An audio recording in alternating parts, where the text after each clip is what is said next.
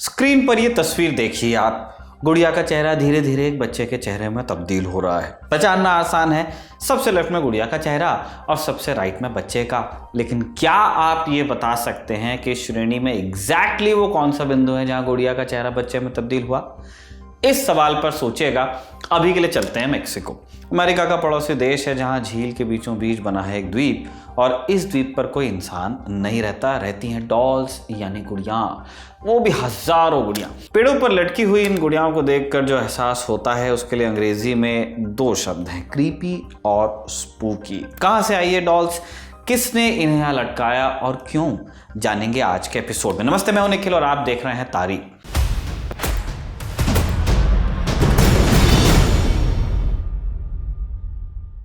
North America के नक्शे को अगर आप देखेंगे तो दक्षिण भाग में मिलेगा एक देश मेक्सिको।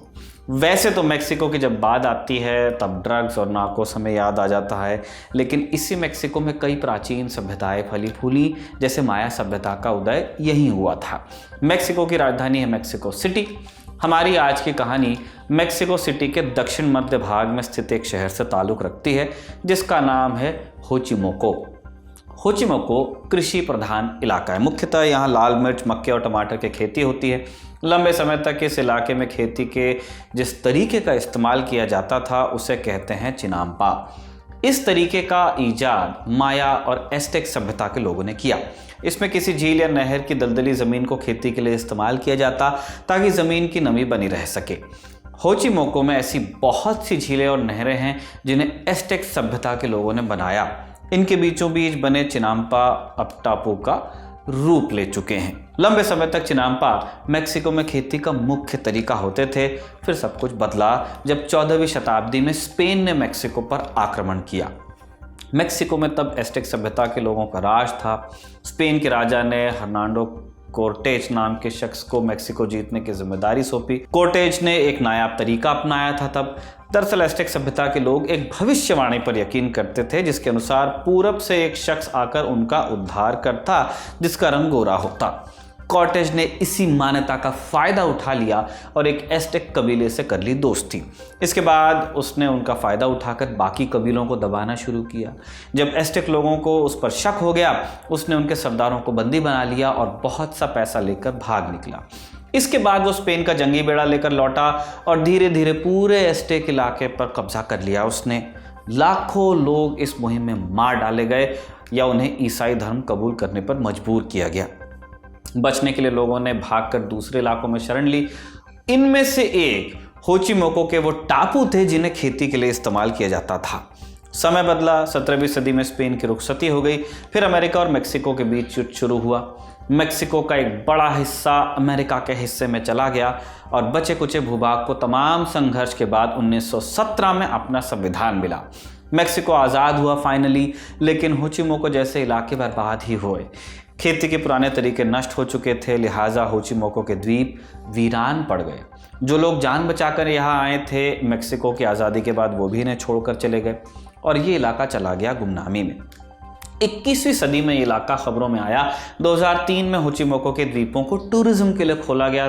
तब जो लोग यहाँ पहुँचे उन्हें एक बड़ा अजीब नज़ारा दिखाई दिया।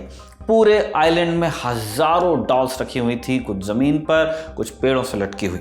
ये डॉल्स आई कहाँ से, ठीक साल तो नहीं पता, लेकिन कहानी कुछ यूँ है कि 20वीं सदी में जूलियन नाम का एक शख्स इस आइलैंड पर आया था। पूरा नाम था उसका Don Julian Santana Barrera. Julian यहाँ क्यों आया इसका कारण स्पष्ट नहीं है। मान्यताएं कहती हैं कि उसका दिमागी संतुलन ठीक नहीं था। हालांकि संभव है कि किसी दूसरी वजह से वो यहाँ आ गया हो। वजह जो भी रही हो, जूलियन अपना परिवार और काम धंधा छोड़कर द्वीप पर बस गया और यहीं पर खेती कर अपना गुजारा उसने चलाया। फिर एक रोज़ उसके साथ एक घटना हो गई। एक रोज़ जूलियन जब आराम कर रहा था उसे एक लड़की की आवाज़ सुनाई दी। जाकर उसने देखा तो लड़की पानी में डूब रही थी। जूलियन ने उसे पानी से बाहर निकाला और वो बार बार कुछ बड़बड़ा रही थी। जूलियन को कुछ और समझ में आया नहीं, लेकिन उसके अनुसार वो बार बार गुड़िया गुड़िया कह रही थी। कुछ देर बाद उस लड़की की मृत्यु हो गई और जूलियन ने उसे वहीं द्वीप पर दफना दिया। आगे कहानी कहती है कि कुछ दिन बाद जूलियन को पानी के किनारे एक डॉल दिखाई दी। उसे याद आया कि डूबने वाली लड़की किसी गुड़िया की बात कर रही थी। उस बच्ची को न बचा पाने का गिल्ट जूलियन के मन में था, इसलिए उसने उसकी याद में गुड़िया को अपने पास रखा और फिर कुछ रोज बाद उसे एक पेड़ पर टांग दिया। आगे आने वाले दिन जूलियन के लिए और मुश्किल होने वाले थे। बच्ची की मौत का सदमा रह रहकर जूलियन पर हावी होता गया। नतीजतन उसे लड़की की परछाई और आवाज़ें सुनाई देने लगी, या आभास होने लगा कहिए आप। उसकी फसल खराब होने लगी। इस समस्या से निजात पाने के लिए जूलियन ने एक तरीका निकाला कि उसने टापू पर गुड़िया इकट्ठा करना शुरू किया। उसे ऐसा लगा कि ऐसा करके लड़की की आत्मा को शांति मिलेगी। वो रोज़ झील के किनारे जाता और गुड़िया ढूंढता। ये कवायद कई साल तक यूं ही चलती रही और इस दौरान जूलियन ने बहुत सी डॉल्स इकट्ठा की और पूरे आइलैंड को गुड़ियों से भर दिया। पेड़ पर लटकी तारों से झूलती गुड़ियाँ, जिन्हें देखकर अब कुछ लोग कह सकते हैं कि डरावना एहसास होता है, ये स्पूकी लगता है। एक दिलचस्प बात यह भी कि यूं गुड़िया बच्चों के खेलने की चीज़ है, लेकिन इन्हें हॉरर से जोड़कर भी देखा जाता है। इसी कारण गुड़ियों पर आधारित सैकड़ों हॉरर फिल्में बनती रहती हैं। बॉलीवुड की बात करें तो पापी गुड़िया, तात्या बिच्छू जैसे भूतिया खिलौने से हम सब रूबरू हैं। अब ये भी पूछा जा सकता है कि जब बच्चे के खेलने की चीज़ है तो गुड़िया डरावनी क्यों लगती है।